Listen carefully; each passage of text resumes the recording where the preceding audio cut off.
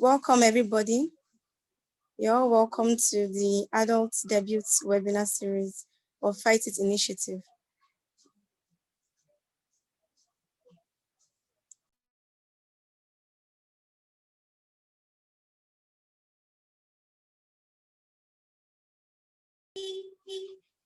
When you join, just write your name in the chat box and where you're streaming from.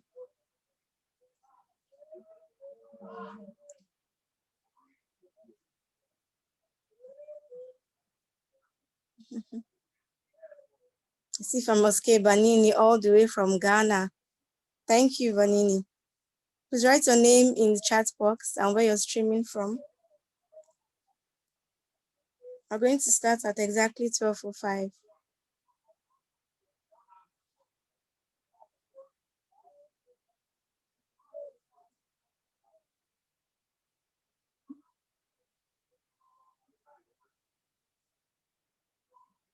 You're welcome to the Adult Debut webinar series of Fight It Initiative 2020 in commemoration of the World Children's Day, which occurred yesterday, 20th of November 2020.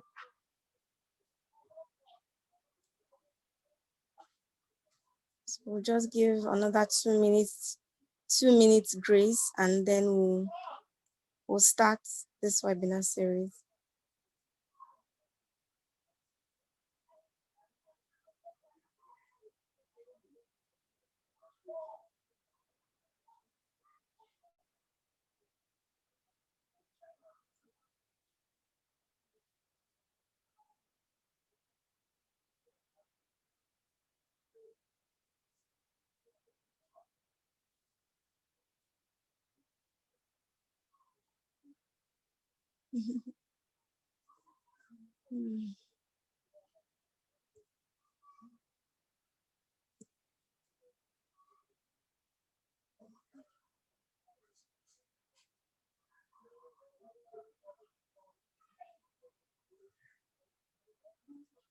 Welcome to everyone joining.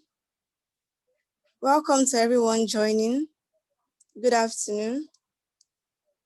Please, once you join, kindly write your name and where you're streaming from in the chat box. Kindly write your name and where you're streaming from in the chat box.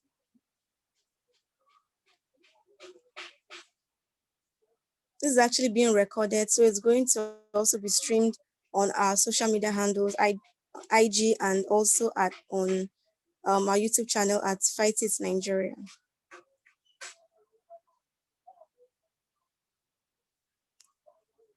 Thank you. Welcome everyone. So it's 12:05 now, and we're going to start. First of all, I'm going to introduce our speaker for today.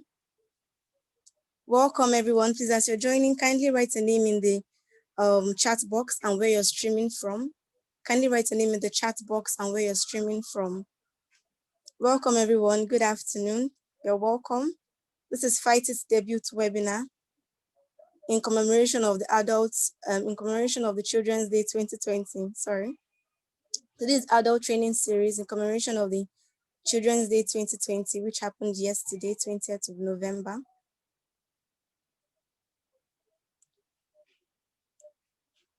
So when you come in, just please write your name and where you're streaming from in the chat box.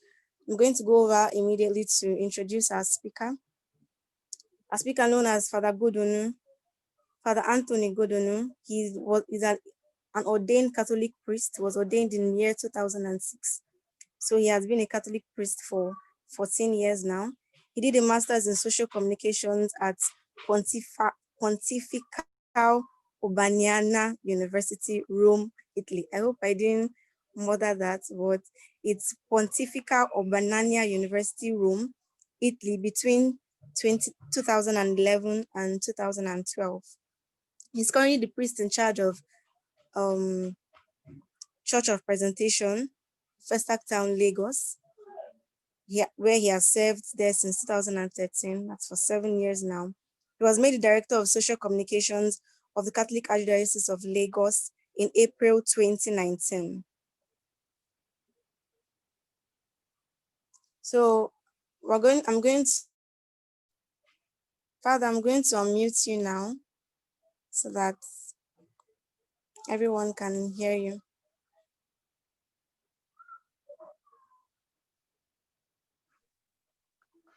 Hello, everyone. Good morning, Yeah. good afternoon, good day. Mirabel, you can respond on behalf of others since they are all on mute. Yeah, When Father, you I'm hear not me, sure. you I'm not sure your video is on. You need to turn your video on. We can't see you. okay, my video. Okay, Mm. okay, okay. All right, all Okay, right. we can Here I see you am. now. Mm-hmm. Can you see me now? Okay. Yes, we can. All right. So, thank you, Mirabel, for welcoming me to this maiden webinar that is organized by Fight It Nigeria, Yeah. a platform that is campaigning against sexual violence against children and vulnerable persons in our society. And today, just as you have introduced me, we want to look at a very foundational topic into um, achieving this the goal of this initiative, and that is to look at who is a child based in relation to morality, security, and communication. And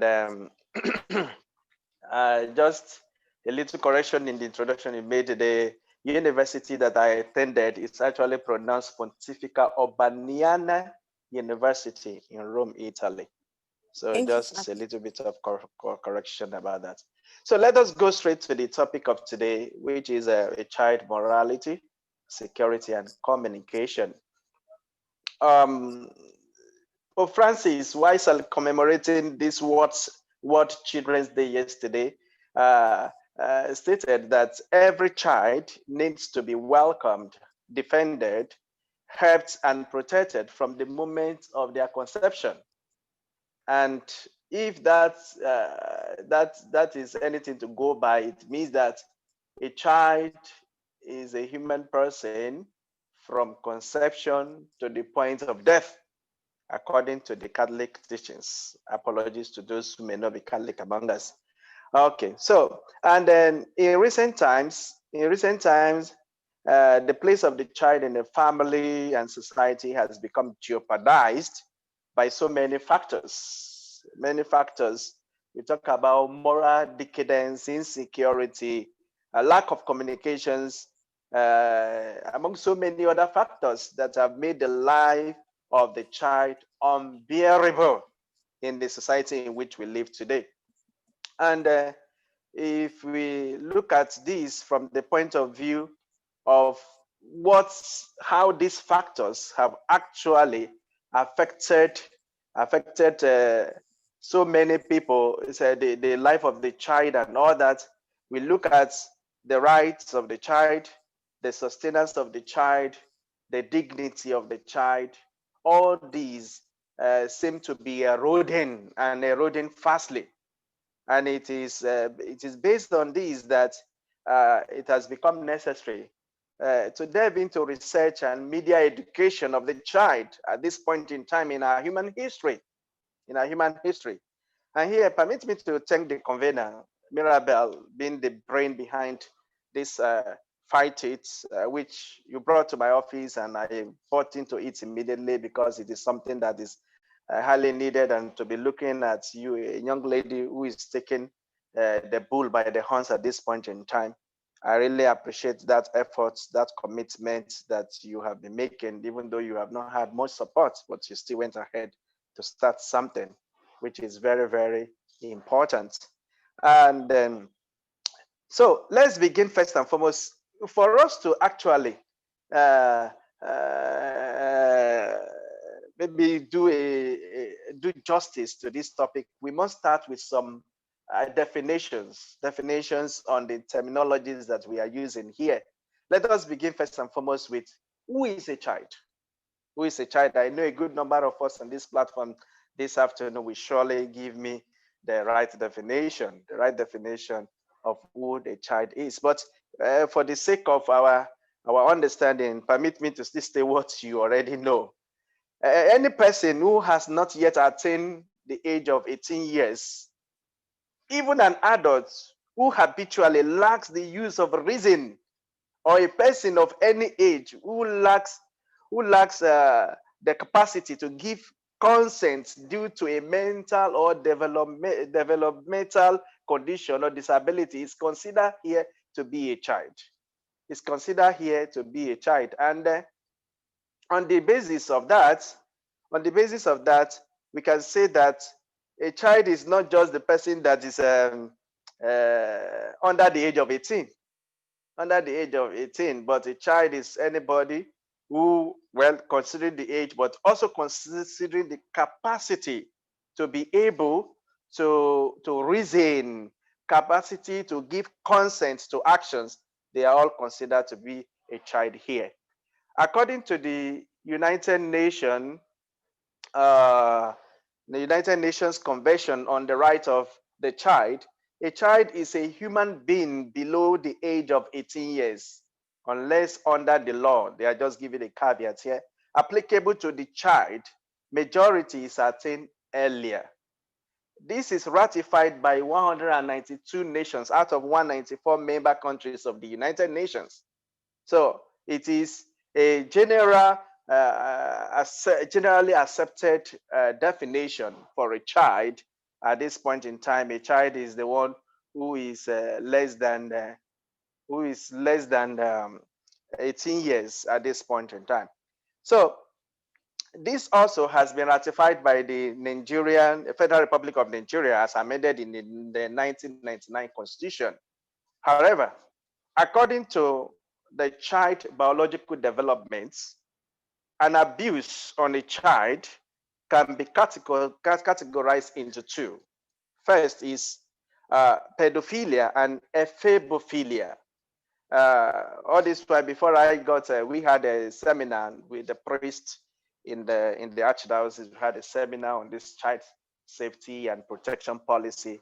I never came across something that is called. I never have that categorization in my head that you can actually categorize an abuse and action on a child in these two ways.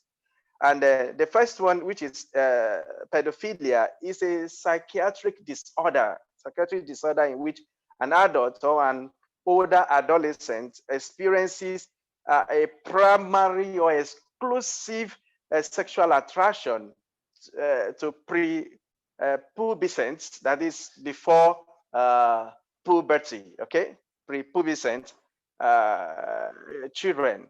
And while ephebophilia is the primary sexual interest in mid to late adolescents, generally from the ages of 15 to 19.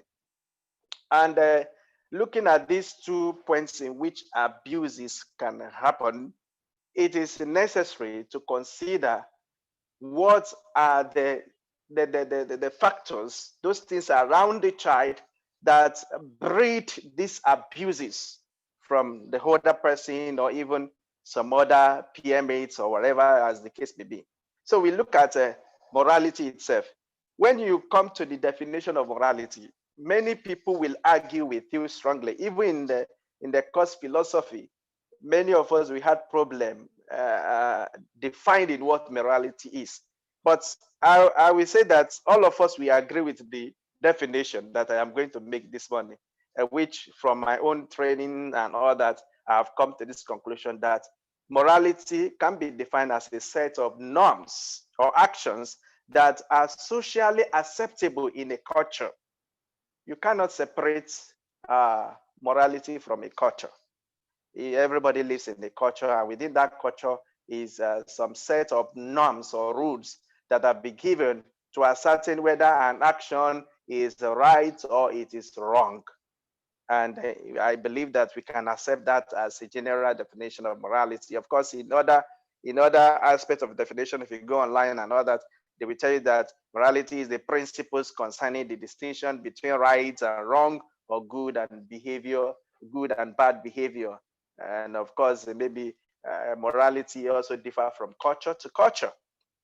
But for the purpose of this webinar, let us remain on the definition above, because I believe that if I ask you what is morality, you will give me your own version of what morality is. So let us remain on the definition that I have given above. And then as for security, we can say that security is a state of being entirely safe from all forms of evils, crimes, vices, and so on. Any form of evil that can distort your flow of life, your freedom, and all that. That is, once it comes to against that, you call it insecurity. But when you have security, you have that psychological, physical, emotional, spiritual awareness that you are totally safe. Nothing is going to happen to you. That is what security refers to. It is a state of being free from any danger or threat at all that may come around. So we just take that as the point of a definition for security. And then if you come to communication, if I ask what's communication, you say, when you talk to me, I talk to you, okay? But communication, which is derived from the Latin communicare, meaning to share, is a process by which information is exchanged between individuals through a common system of symbols, signs, or behavior, the function of pheromones. And no, it can also be a body language. You know, you communicate with your body even without words. So that is why they say symbols and signs and all that in communication. Exchange of information, of ideas between two persons when we talk about human communication. Now, having known these descriptions of terms, three important terms in relation to a child, what do we say about the area of child protection and safeguard in relation to morality, to security, and to communication? Here, we shall be looking at the child protection and safeguard in relation to morality, security, and communication in view of child abuse. Remember, the goal of this initiative is to campaign against violence, sexual violence, and of course, some form of abuses that even go beyond sexual, even that may be verbal, emotional, and all that. So you have to make sure that whatever we are stating on the morality, security, and communication, we are actually talking it in relation to child abuse. Now, child abuse here is refers to any form of maltreatment of a child, which includes abuse or neglect of a child by inflicting harm or by failing to act to prevent those harms. What they are saying here is that it's not even enough for a child to be abused by somebody. But if you are a corporate, you are like a you connive, or you are just watching while a child is being abused. Even you yourself couldn't be accused of child abuse because you did nothing when such abuse is going on. That is why, if in the family, for instance, you have a father that is molesting his daughter, the mother knows, and the mother is saying nothing, she is also culpable in that child abuse. It's capable. So, or the wife of a, maybe you are a stepmother to a girl, you have brought, or you are a mother of a child you have had out of wedlock. You brought that child into your new marriage, and your husband is abusing that child, and you keep quiet because you want to enjoy your marriage. Then you are also capable. So here we are talking about child abuse in terms of maltreatment, neglect, or connivance in any form of way. There are many sections of child abuse that one can talk about. You can talk about more emotional child abuse, physical child abuse, sexual child abuse, child neglect, which is one of the examples that I have just given. The rate of moral decadence and lack of decency in our societies today, especially in the family, has exposed the child to a lot of violence and abuses. There is no doubt about that. I don't think there is anybody on this platform this afternoon that will not agree to this, that the child has become more vulnerable in this age and time than it has been before. Today, we have rape and incest flourishing in the immediate family of the child. especially the girl child. I'm not saying the boy child also is a victim. And we have had the news of a grandfather who was defiling a 6-month baby. We have had those news. A good number of us here, we are involved in the media, and then many of us, we read the news, we watch television screens, we read all these news, and then they are all around us today, which is the reason why it is very important that we have a public enlightenment about this and have a robust campaign in order to reduce this, if not eliminate it. It is sad to say that the moral conscience of many are almost dead, if not entirely gone, entirely dead already.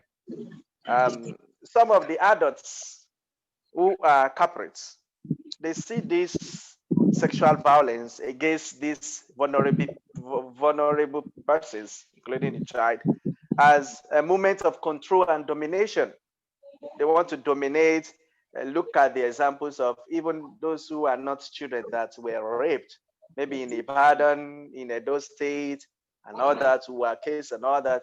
You find out that those people who have been arrested concerning those crimes, some of them, they just see it as something that they have to do in order to get either power. Some of them in our own setting, cultural setting, yeah, it is like they want to have spiritual power. That's why they have to defile people, defile children, defile those that are vulnerable and all that. So they see it as a moment of domination. That is why they can even go as far as, I will kill you if you talk. I will kidnap you if you talk and all that. So all these things, they come around and they give a moment of sadness to us all around us today. Now, the underlying factors fanning this social evil in the society, we must say, family insecurity and lack of proper communication. Lack of proper communication in the family. Family insecurity, which is further caused by poverty and ignorance, has made the child highly vulnerable to sexual predators who are often crafty and tactical in perpetrating their acts of evil. Many families today cannot afford essential things of life, and so they live at the mercies of evil men and women who come to them like wolves in sheep clothes. In the principle in the principle and procedure of child safety and protection, it is said that the child abusers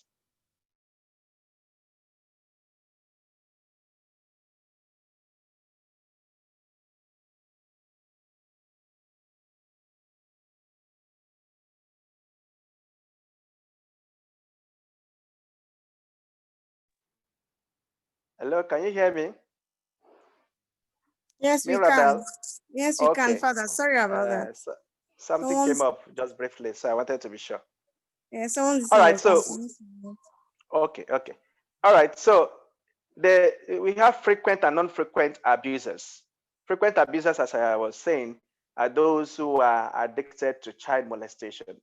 They inflict just at, it's like their habit, it is like their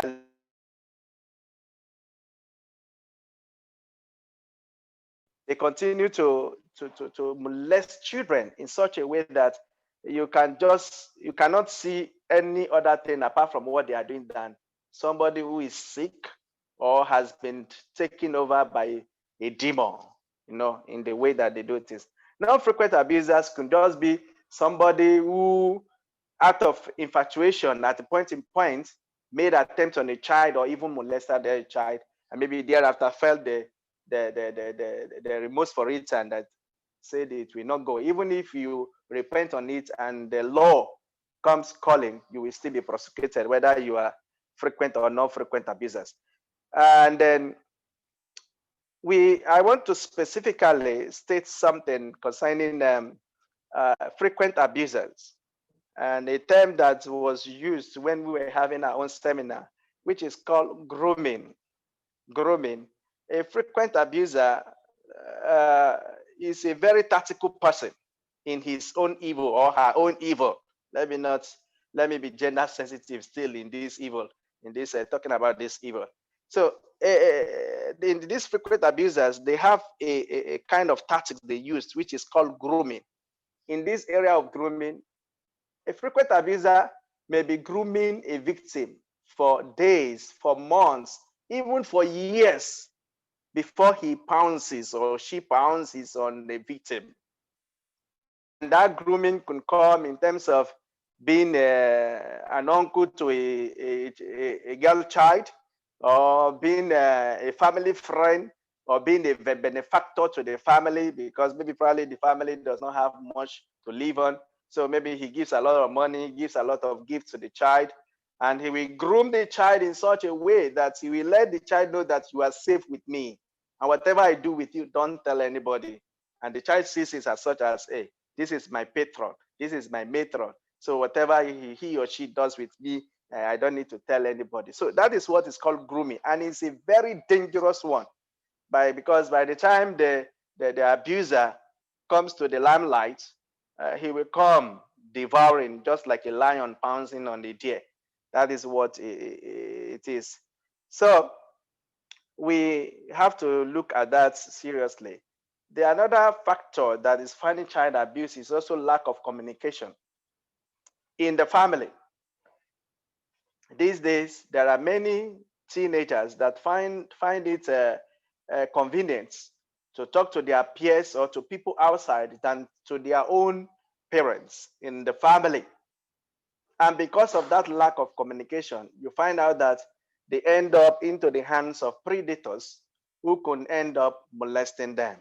So lack of communication between children, a child, and the parents or guardian can breed child abuse in the family without the knowledge of those who are supposed to take care of the child. Hence, it is important for parents and guardians to pay proper attention to their words. Watch it out for body language. Watch it out for maybe swinging moods and all that of the child, and so many other factors that you can, or also even the change in the things that they use.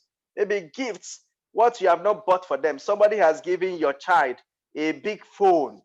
A child, the child is not has not come of age. She's not 18 years and above, even if it's 18 years and above and it's not doing anything, it's not working. So you don't have to keep quiet when you see this kind of phone. Come, Chuku Chita, I didn't see this phone with you as at last month. Where did you get this phone from? Don't just keep quiet. These are some of the things that that we can call lack of communication, which of course gives room to abuse from other persons. Hence, it is important for parents and guardians to pay proper attention to their words and make sure that they don't just overlook anything that is changing in the course of the growth and development of their child. Since we are in the era of social media, it is important for parents and guardians to take special interest in the number and kind of friends that their children are meeting online in the social media. This can be done by a frequent check of their Facebook, Instagram, and Twitter accounts if they have any of those ones. Most of the teenagers, the people we are talking about, many of them are on Facebook. They're on Facebook, and of course, they have WhatsApp. I didn't even mention WhatsApp here. WhatsApp should be added. So you have to, if the child has not come of age, is under 18, even if it is above 18 and is still living under your roof, from time to time, have some moments of communication, of discussion, of dialogue with him or her, and ask questions. Who are your friends? Let me see. I'm just curious. Mommy, there are certain things they will not want you to see, of course, but as a parent, you must push a little further, push a little more, so as to know who and who are their friends, who are they chatting with, who are they communicating with on social media. So it is very important that the lack of communications in the family should be treated as urgent. You know, recently, I don't know whether they have said before, when you talk about Abraham Maslow's pyramid in terms of needs and all that, you will quickly talk about food, shelter, and clothing, isn't it? That's what we talk about. But today, communication is paramount. It's part of essential things of life. which nobody should be denied of. And because of that, we also have to be in that domain to be sure that our children are taking the right decision when they are communicating online. Now, let us look at what I propose as a solution.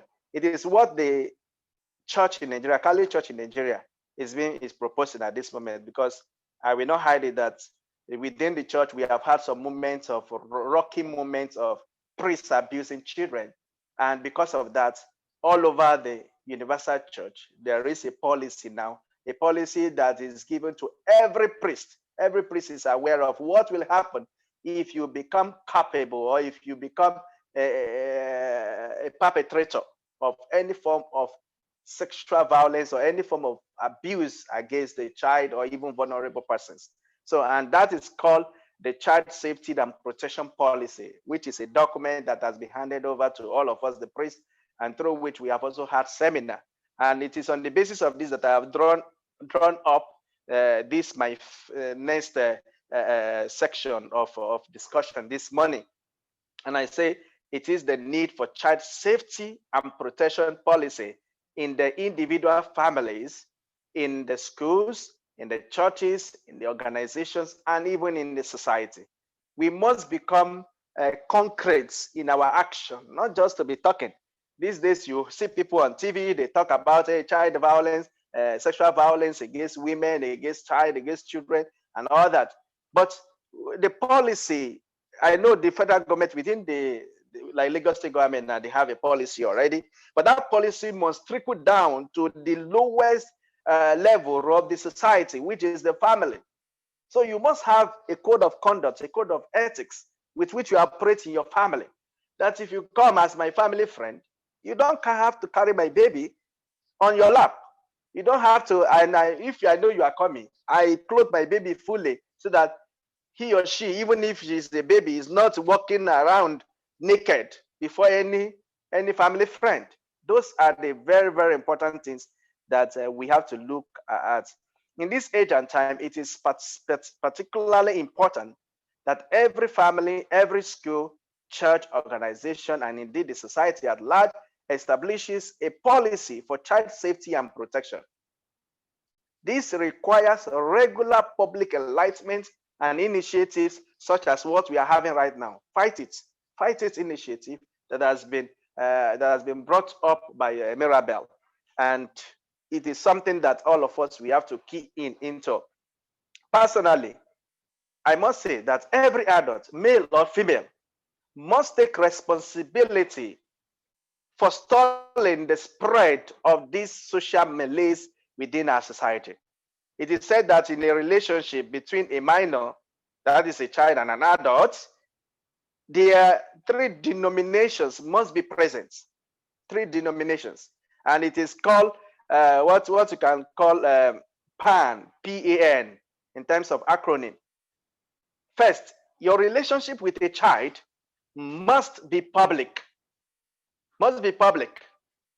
If the child is not your own biological child or living in your family, of course, even within your family, you don't have to be exclusive. Well, you, as a child, well, it is possible that you can have an exclusive discussion with your child.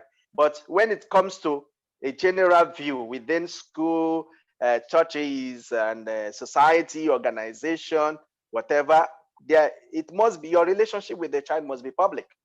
Second, it must be appropriate. That relationship must be appropriate as dictated by code of ethics or code of conduct within your organization or your institution. And thirdly, it must be non-sexual. Non-sexual, because you have no business sexually relating with a child. It is not allowed. It is unlawful. It is criminal. It is a vice. So such encounter with a minor or a child must also be well documented in terms of management and administration. Like the church now, we are all being accountable. Even the parish priests have been told that for us not to be culpable, even though you have not perpetrated this sexual abuse yourself, if somebody that is working under you, maybe somebody, my catechist for instance, abuse a child, if I don't take the proper action that has been set up by the archdiocese, I will still be answerable. I will still be accountable. So that is why it is said that every such actions that you are taking with a child must be documented for the sake of evidence, for the sake of accountability. Also, most importantly, it should be clear to every one of us. Because some people who are abusers would say, the child said yes, so the child wanted it to. The child said I should come. Oh. The child was jumping on me. Oh. Nah. According to the Constitution of Nigeria, a child can never say yes to sex. A child can never say yes to sex. So if anybody is coming up and say, don't blame me, blame the child, that person is just being foolish. That person will go to jail for sexual molestation. The person will be punished for that action. Whether you say a minor cannot give consent, that's what they are saying. This is boldly enshrined in the United Nations Convention on the Rights of the Child as ratified by the Nigerian Constitution. So a child can never say yes to sex. In addition to this, in terms of developing a policy for child safety and protection, we must also be aware of what is called DDR.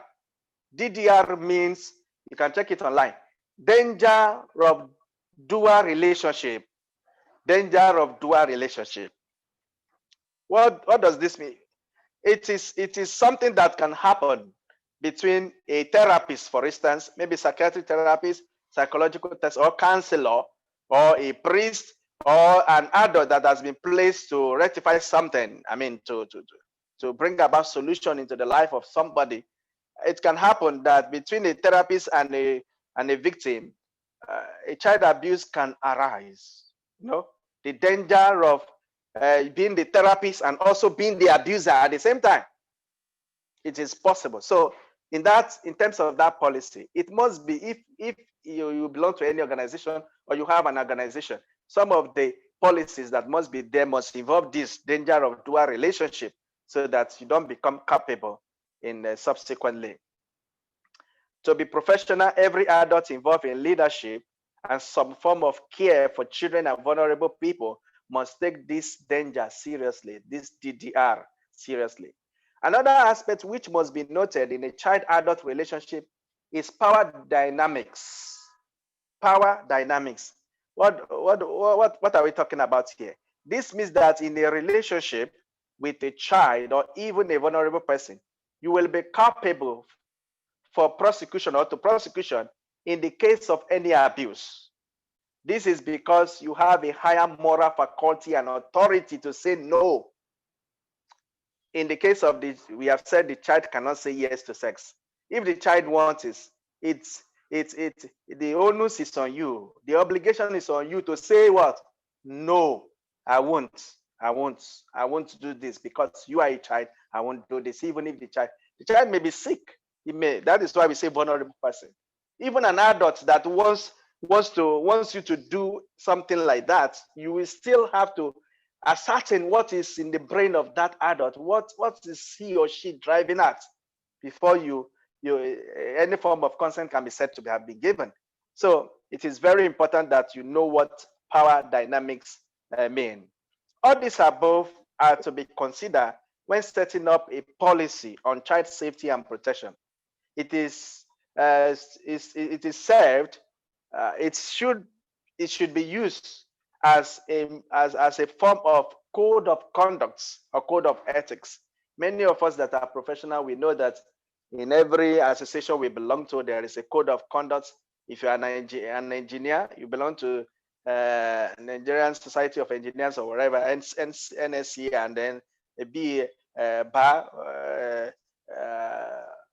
What's the name? NBA, National Bar Association, and all that. You know, you are always having code of conduct, which is always given to you as soon as you register as a member. So we have to form that policy to become code of conduct or code of ethics for safety and protection of children and the vulnerable persons around us. Finally, there must be a conducive environment or openness to give and receive feedback without fear of threats or intimidation. If you happen to be a head of an institution, a head of an organization, and you have set up that policy, do not, because sometimes some of us that are leaders, we are afraid that when this thing come into public, they will jeopardize the institution that we belong to. And because of that, we begin to protect abusers and say, okay, we will handle it internally. We handle it internally. That is the problem we have with the church, the Catholic Church has had today, because in the past, in the 100, 200 years, a priest will is an abuser. They will move him from one parish to another. He will continue. And many bishops thought that that was the solution, but it is no longer a solution. Even an ordinary accusation these days now, it is enough for you to step aside for a while for investigation to happen. So those are the things that we must look at and then to try and incorporate into the child safety and protection policy. So I think that is the much that I want to give. But also on the family level, I wish to say that there are a few other write-ups here and there on the internet of how the family should handle and should prevent sexual abuse on their children and on their family. Many parents need to be involved in that this day. I have stated one or two in the course of this presentation that don't allow your brother should not carry your girl child on his or her lap, even though you feel that, oh, if I do this in this age and time, they will say, I'm accusing my brother of something. No, it is just a preventive measure. I'm not saying the child should not have contact with uncle or with the auntie, but there must be a protocol in the family of how to handle such situation. And then, of course, your child should not be exposed. These days, you see people who sometimes expose their children to internet immediately without taking the right precaution in terms of management of communications within the family. That also must be looked at. And of course, negligence. We today, many of us are so busy, we don't ask questions on our children. We don't sit down with them. We don't talk with them. We don't see them as our brothers and sisters. We just see them, I have given birth to you, I pay your school fees and all that. I have to go and hustle and make more money in order to take care of you and all that. So all these things, negligence, we have to really work on them. And then security around your house, security around your house.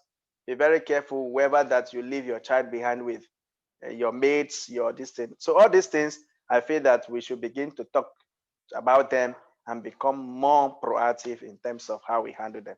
So thank you very much. Thank you for your attention. That's all that I have on this topic. Thank you. Thank you, Father. Thank you, Father Yeah. Godonu. If you're just logging in, please write your name and where you're coming from in the chat box. If you have any questions, you can just indicate by raise of hand, then I'll unmute you. Then you ask questions to Father Godonu. Does anybody have any questions based on what has been said, or maybe even outside what has been said?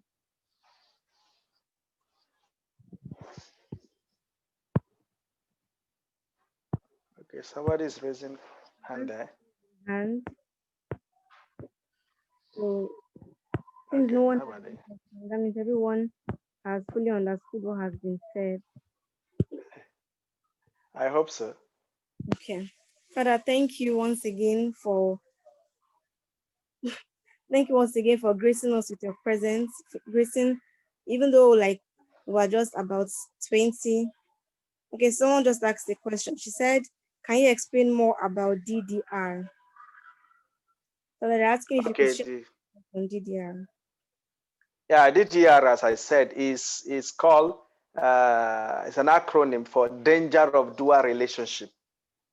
Danger of dual relationship. If, for instance, you are a counselor in a school, for instance, and a child is having a problem in terms of her emotional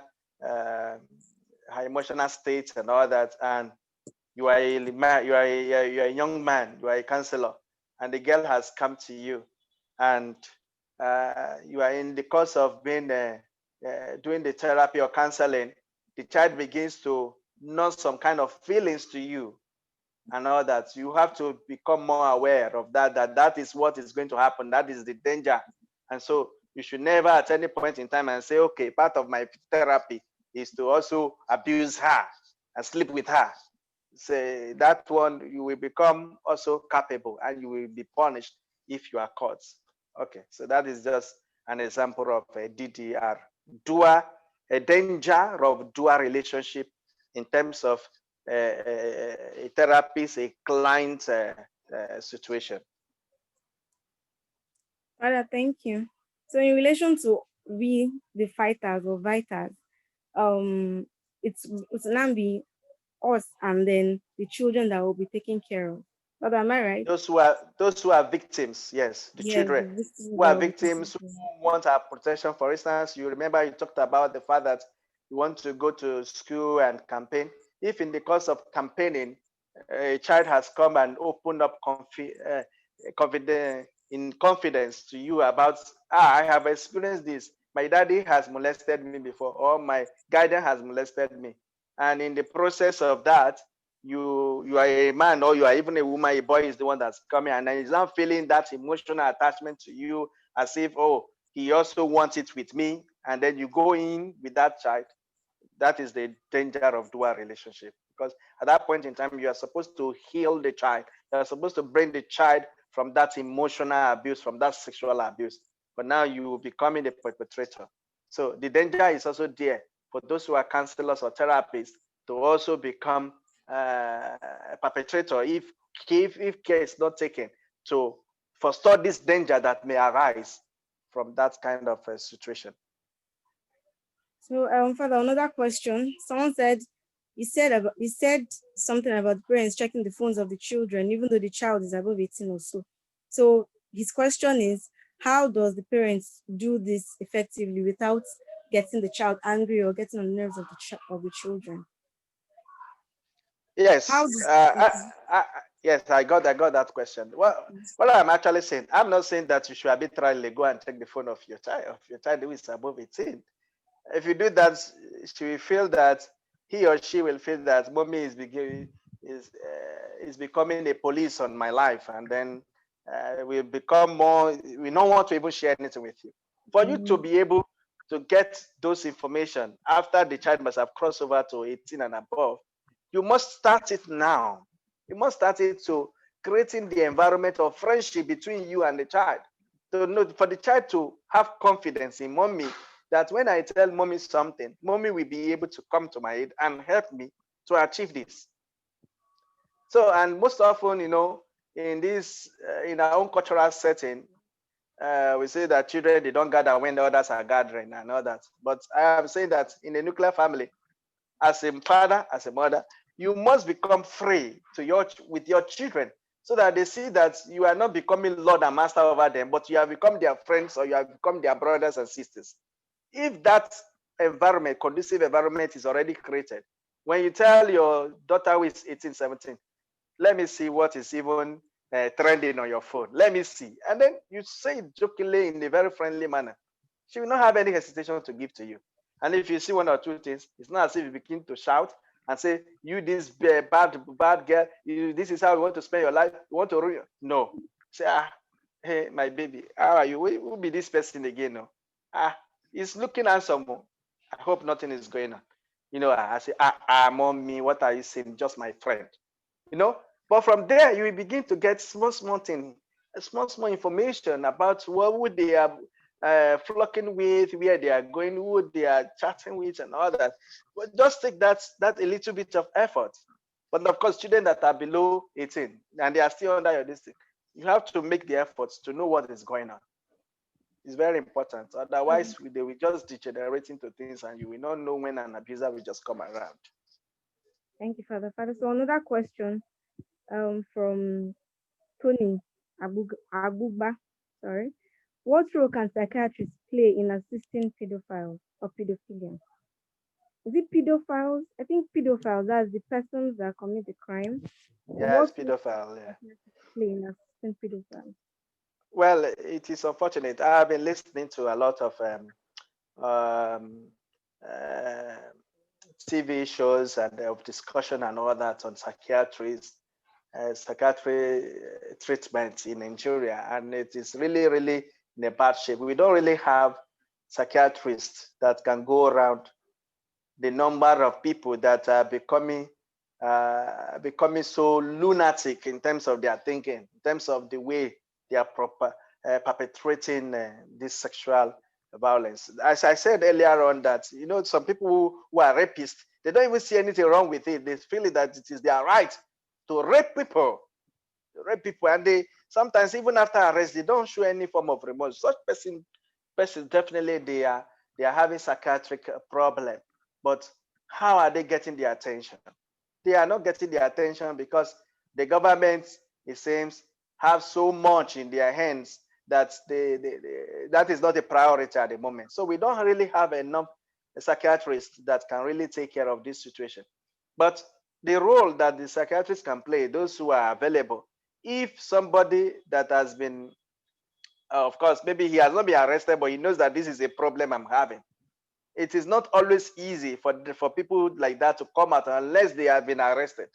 Okay, so but they have to have the will to say, I want to change before it is too late, and start attending to the psychiatric treatment that could be given to them, so that they will know, when I have this moment of anxiety and all that, it is not to pounce on the available girl around, or available woman around, available child around. No, what I need to do is to maybe calm down and probably take my drugs, or have some moments of movement, or stepping out of those situations and go out and all that. Okay, so it is the psychiatrists that we give them. I'm just making examples. I'm not saying those are the solutions to those who are having such problem.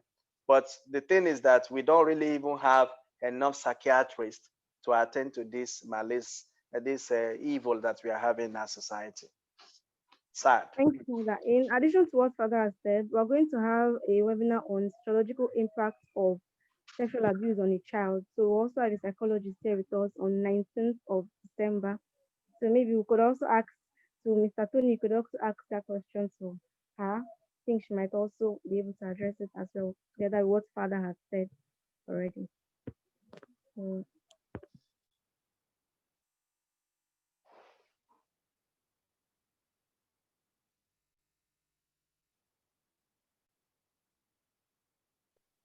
so Father, another question. Can you hear me? Yes, go on. I can hear you.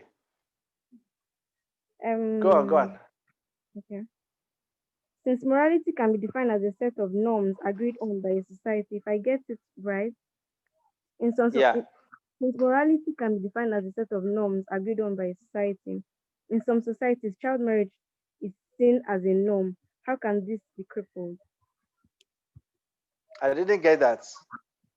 Okay, she's That asking that since morality is relative and it's said to be defined by a set of norms agreed by society, but then in some societies in Nigeria, maybe some other parts of the world, I don't know, say child marriage is like a norm. So how can this be crippled?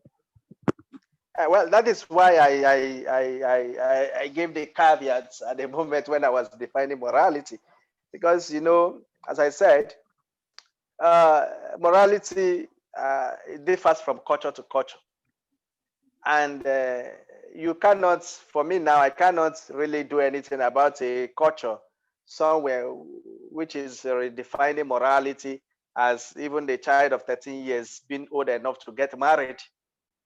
So for me, it is an aberration to talk about a 13-year-old girl getting married to a man of 45 years. It doesn't make sense to me. It is morally wrong for me, but for them, it is morally right. So I cannot really dictate on what they do in this particular society as we are speaking right now. That is why I say, for the purpose of this webinar, let us accept this general definition that I have given on morality, which of course I believe that a good number of us within this platform we will agree with me. So I'm working based on this morality, definition of morality in this webinar, and in our own cultural as given by our culture. Father, thank you so much. I think that's the end of the question. I say a very big thank you. Father, is there any other thing you'd like to add? Well, I also want to thank those who have come on board on this webinar, which is the maiden one of this initiative of Fight It, hoping that we have started small, just like St. Teresa of Calcutta has said that you don't have to love 1 million persons at a time. Just love one person, and then that love will go around, just like you light a candle, and you can use it to light other hundreds of candles, candlesticks, and all that. So those who are here, please come back again as we continue with this series. And then I am also proposing, as the director of communications, my editor, acting editor is here, and my communication manager. We may have to have interview with Mirabel to also place it on our own Catholic Archdiocese newspaper, the Herald, so that we can have more people coming into the initiative. I know there are other initiatives here and there, but let us spread this initiative as much as we. I don't know of anyone that I belong to already, but with this one now, it is part of my own project that I want to be part of this campaign, so that we begin to reduce this evil of social violence, sexual violence against children in the family and within our environment. So thank you very much, and may God bless everyone. Thank you. Thank you so much, Father. Okay. Everybody, so to the participants, you can also connect with Father. He's on Instagram, he's on Twitter. If you want to speak to him, if you want to connect to him, if you want to message him, I think his name is Tony G23 on Instagram and Tony G on Twitter as well.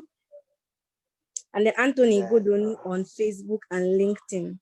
So you could also Tony Godonu on Facebook, okay, and Anthony G at 23 on Instagram and Twitter and all that. But if you also check Tony Godonu, it can bring out either Tony G or as the case may be. Okay. Thank you all to the participants that was able to come on board today. As you know, this is Fight It Initiative. Fight It Initiative is still like a very fetal initiative, but I mean like a baby, fetal, like a baby. But we keep moving, we keep pushing. The main goal of Fight It is to stand against sexual abuse of children between the ages of 0 to 17 years. You can check us on all social media platforms at Fight It Nigeria, or I'll just also put in the link on the chat box so that you could just immediately follow us there. Last 2 months ago, in the month of September, we're supposed to end by 1:10, so don't worry, we still have like 10 minutes more. 2 months ago, in the month of September, Fight It Initiative actually conducted a research on the sexual abuse of children and on sexual abuse of children. Okay, Father is writing his Facebook and his Facebook names and his contacts in the chat box, so you could also connect with him there as well. So in September, we conducted a research, and the results of the research would be published very soon. So we thank all those that were also part of that research. Fight It Initiative calls for volunteers. We're going to be calling for volunteers all year round. We're going to be reviewing the volunteer forms twice a year. So we're reviewing currently, and we're going to end this current review on December. So you could check out our social media pages at Fight It Nigeria. You will also see the volunteer link there if you want to become a Vita. So this is our debut webinar series. As it's called a series, this is the first topic. On 5th of December, we'll have the second one. We'll be talking about the child protection and policy according to Nigerian law. On 19th December, we'll have the third one, where we'll speak about the psychological impact of child abuse on children. And then on 2nd of January 2021, we'll have the last one, which will talk about the physical and social rehabilitation of child victims of sexual abuse. All of them will be by 12 noon, same time, same place, Zoom platform. So for those of us that have already been accepted as Vitas and that are here, I thank you for making yourself available. Certificates will be made available to anyone who attends 80% of 3 webinars. This webinar is also going to be streamed on our IG page. It's also going to be uploaded on our IG pages and on our YouTube pages, still Fight It Nigeria. Then I think that's all for now. If anyone has any other comments to make, I could unmute you and then you make a comment. Maybe two people.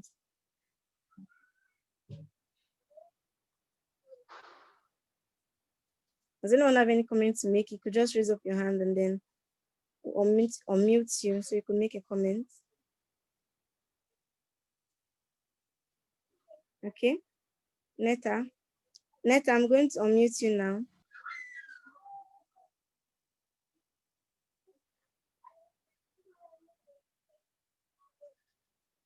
I don't think we are hearing her. Can you check up and then unmute her again? Netta. Okay. Okay, go on. Can you hear me now? Yes. Hello, good afternoon, Father. Good afternoon, everyone. Good afternoon, ma. I'd like to say a big congratulations to you, Chidinma. This is a wonderful initiative. I'd like to say a big thank you to Father for the wonderful, talk. It's an issue that we need to look into, a very vital one, because one has to be there to protect the child. They shouldn't be left alone unguarded, because the raising of children is not just left for the parents alone, but for everyone around. So I would say congratulations. I'd like to say that you have our support. You have the support of the Catholic media practitioners. You have the support of Sydney's. We are there behind you. So anytime, any day, feel free, approach one of us. One of us is here, the PR of Campan, Mrs. Edith Ophion. She's right here and she's waving at you. So we are fully here on ground to give you the backup. Thank you, So be ma'am. rest assured that you have our support. Be rest assured that we'll make a report of what has just occurred here today. So congratulations once more. Thank you very much, ma. I really do appreciate, ma. Any other person wants to make another comment? I would unmute you as well. Or you could unmute yourself. I think I've enabled it. You can unmute yourself. Any other person wants to make another comment.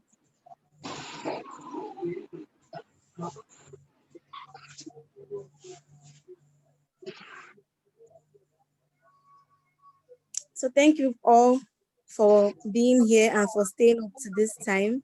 Fight It Initiative, we are grateful.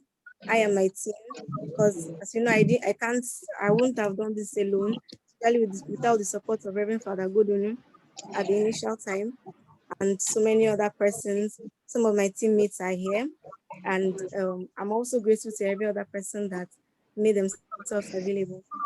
Thank you so much. Fight It Initiative, as I had earlier said, was birthed just by that strong drive to assist children that has been molested. Because even as a child, I was also sexually assaulted at the age of 10. So even for many years, it was with me, not telling anybody at all. But I want to be there for those children that can't be able to speak. And I hope that we can be able to also pass on our passion, the passion that we feel, Fight It Initiative, to as many persons as possible, so that together we can make this society a safer society. And all those that has done harm to children can face the consequences of their actions.